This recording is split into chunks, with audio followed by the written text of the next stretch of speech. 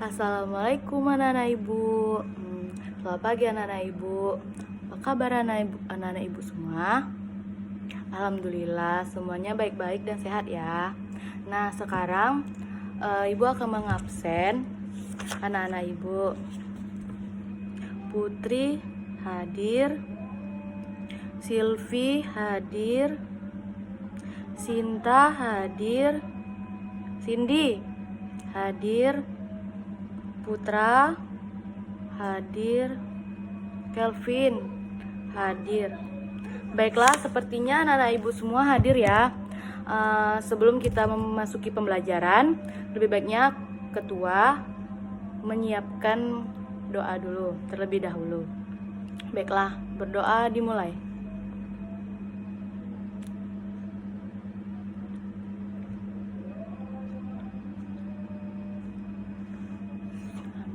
Doa selesai. Nah, selanjutnya kita akan menyanyikan lagu Indonesia Raya. 1, 2, 3. Indonesia tanah airku, tanah tumpah darahku. Di sanalah aku berdiri, jadi pandu ibuku. Indonesia kebangsaanku, bangsa dan tanah airku. Marilah kita berseru, Indonesia bersatu.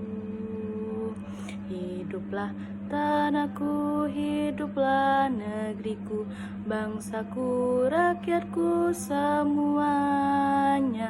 Bangunlah jiwanya, bangunlah badannya untuk Indonesia Raya.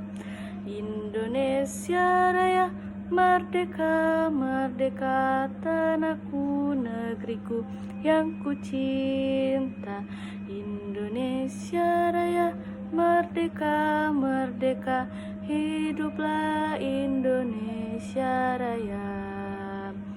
Indonesia Raya, merdeka, merdeka, tanahku, negeriku yang ku cinta. Indonesia Raya, merdeka, merdeka, hiduplah Indonesia Raya. Baiklah, setelah kita menyanyikan lagu, anak-anak ibu alangkah baiknya membersihkan sekeliling kursinya apakah ada sampah atau sisa makanan. Baiklah, ayo kita bersihkan terlebih dahulu. Kan kalau bersih, kita belajar itu dengan hati yang senang. Nah, sudah bersihkan semuanya? Baiklah, pada hari ini kita akan mempelajari tema 7 subtema 1 tentang kebersamaan di rumah. Nah, anak-anak ibu apakah tahu kebersamaan itu apa? Baiklah, ibu akan menjelaskan tentang kebersamaan. Kebersamaan memiliki makna sebuah ikatan yang terbentuk karena rasa kekeluargaan atau persaudaraan, lebih dari sekedar bekerja sama atau hubungan profesional. Nah, kita di rumah harus menjaga kebersamaan antara keluarga kita. Menjaga kebersamaan di rumah merupakan hal yang sangat penting karena dapat mempererat ikatan sebagai satu keluarga. Nah, anak-anak ibu, adakah yang tahu contoh kebersamaan di rumah?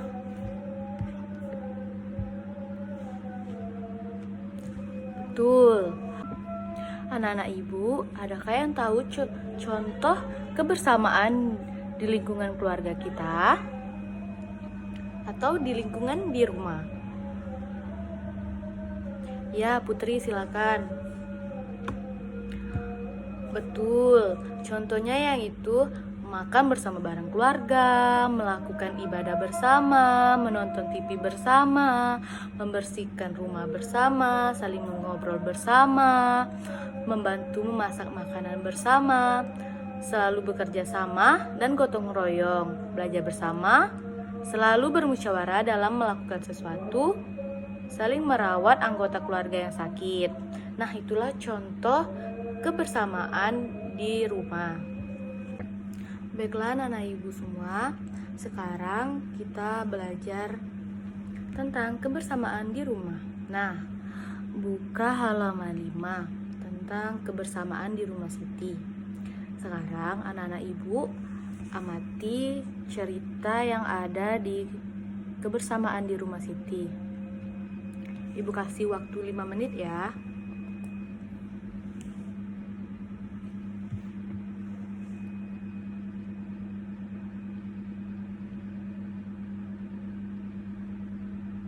Baiklah, nah anak-anak ibu kan sudah mengamati cerita tentang kebersamaan di rumah Siti itu. Nah, ibu ada pertanyaan. Pertanyaan pertama yaitu, informasi apa saja yang anak-anak ibu ketahui dalam kebersamaan di rumah Siti ini? Ya, betul. Apakah ada yang tahu lagi? Ya, betul. Nah, yang kedua yaitu pertanyaannya adalah, apa saja contoh kebersamaan di rumah? Ya, Putri, betul sekali. Nah, wah, anak-anak ibu semuanya pintar ya. Semuanya udah pandai menjawab pertanyaan ibu dan sudah paham tentang pelajaran kita kebersamaan di rumah. Sudah paham kan semuanya tentang kebersamaan di rumah itu? Kebersamaan di rumah itu apa saja? Contoh-contoh kebersamaan di rumah itu apa saja? Kan anak-anak ibu sudah paham semua. Ibu ada sebuah dongeng yaitu tentang tikus dan ular. Judulnya tentang kecerdikan menumbuhkan kebaikan. Baiklah, kecerdikan menumbuhkan kebaikan. Di sebuah gurun pasir, hiduplah ular dan tikus pasir. Sebenarnya sang ular sangat ingin memangsa tikus, sedangkan tikus berusaha mencari akal agar ular tidak lagi berniat memangsanya. Saat itu sang ular sangat lapar, padahal ia sedang tidak mempunyai sedikit pun makanan. Sedangkan tikus yang berada tidak jauh dari sang ular sedang asyik melap makanannya. Sang ular merasa tidak senang melihat kelakuan tikus. Ular berkata, "Dengarkan ucapanku, wahai tikus yang aku pasti akan mendapatkan tubuhmu yang mungil dan lezat itu." Tikus menjawab, "Hei ular, berusaha dan bekerjalah, jangan hanya berani mengancam. Kalau hanya mengancam, seekor semut pun bisa." Sang ular sangat marah mendengar ejekan tikus. Ia lalu kembali ke sarangnya dengan perut yang lapar, sedangkan tikus masih lahap dengan makanannya. Waktu terus berjalan, tetapi ular tidak juga menemukan makanan. Ia juga enggan untuk keluar dari sarangnya. Sementara itu, tikus sudah lelap dalam sarangnya. Ular yang masih dalam keadaan lapar segera mengendap-endap mendekati sarang tikus. Meski ia masih sangat kesal terhadap tikus, dan kini ular telah berada di sisi tikus yang sedang tidur pulas. Ular berkata, "Hei tikus, aku sudah berada di sebelahmu dan siap untuk menyantapmu." Tikus segera terbangun dari tidurnya sambil berpura-pura menguap. Ia mulai memutar otak agar bisa lolos dari cengkraman sang ular. Tikus menjawab, "Tunggu dulu ular, sahabatku. Kalau kau ingin memakanku, kau harus berpikir dulu. Kita hanya berdua di sini. Tidak ada hewan lain. Jika kau memakanku, maka kau akan sendiri. Kau tidak akan mempunyai teman yang dapat kau ajak mencari makan. Kalau begitu, kau tidak akan makan dan akhirnya kau akan mati." Sejenak sang ular terdiam. Ia mencoba merenungkan nasihat tikus. Ular menjawab, "Jadi, kita tidak bisa hidup sendiri?" Tikus menjawab, "Tentu, bukankah kita bisa berteman dan tentunya kita dapat mencari makan bersama?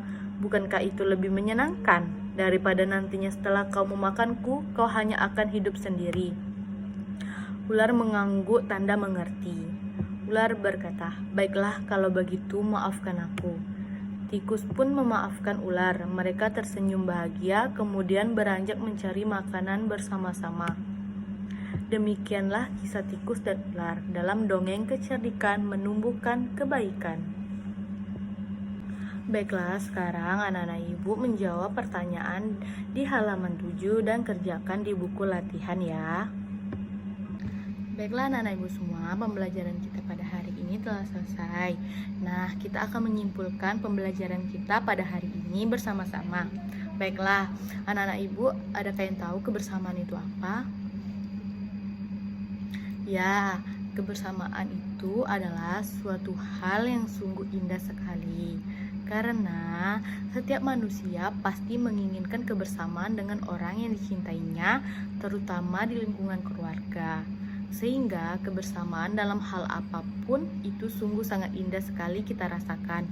Dari kebersamaan itu, kita bisa belajar banyak sekali hal tentang hidup ini. Salah satunya adalah kita bisa melakukan sesuatu hal yang lebih bermakna dan berkesan dalam hidup bersama keluarga, saudara, teman, dan orang-orang kita yang cintai.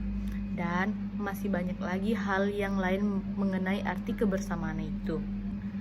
Nah, contohnya yaitu setiap diri kita pasti mempunyai masalah. Dari banyak masalah tersebut, kadang kita tidak bisa memecahkannya sendiri dan perlu bantuan orang lain. Entah itu orang tua, saudara, lainnya untuk memecahkan masalah-masalah tersebut, yaitu dengan berupa solusi ataupun lainnya. Kemudian orang tua, guru, saudara, dan teman sebagainya. Kemudian mereka memberikan solusi terhadap permasalahan yang kita hadapi, sehingga permasalahan tersebut bisa kita hadapi dengan bersama-sama. Anak-anak ibu semua, kita harus menjaga kebersamaan kita di rumah ya. Menjaga kebersamaan bersama orang tua, kakak, adik, dan saudara-saudara kita. Nah, ibu ada PR nih. Silakan anak-anak ibu buat di buku latihan menceritakan pengalaman menghargai perbedaan di lingkungan sekitar rumah anak-anak ibu dan diskusikan bersama orang tua. Besok minggu depan anak-anak semua menceritakan pengalamannya di depan kelas ya. Baiklah, sebelum kita pulang, adakah baiknya anak-anak ibu membersihkan sekitaran kursinya ya? Apakah ada sampah atau sisa-sisa makanan di sekitarnya, lalu dibuang ke tong sampah. Baiklah. Nah, apakah semuanya sudah bersih? Sudah. Baiklah, sekarang berdoa terlebih dahulu sebelum kita pulang ya. Berdoa dimulai.